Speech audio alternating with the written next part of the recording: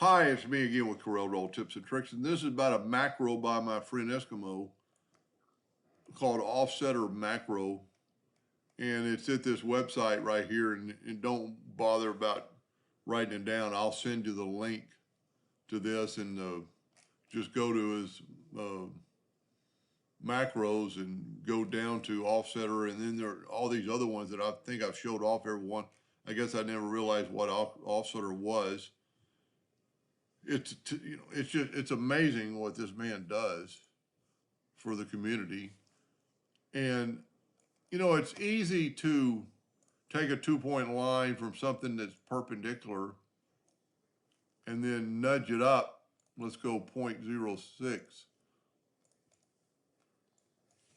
0.06, and nudge that line up because it's perpendicular. I can't do that over here. I'll show you, because if I put it over here and I nudge up 0.6, it's not going to be 0.6 because it's doing it at an angle because it's going uphill.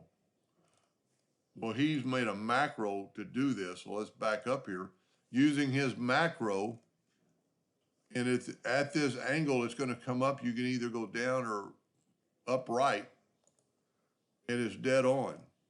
You can do another line. I don't know. I'm just making a scenario here. I don't know exactly where I'm going to use that before. So let's do this one over here the old-fashioned way and move it up. And look at the distance in this. Let's measure that with a parallel dimension tool. We are only 0.4. Where by his, on the same field of plane, I guarantee is going to be 0.6, 0.06. So what's so cool about this macro, if you draw a line on this one that's, perpendicular, he's already got its nose, and it's going to set it to the right.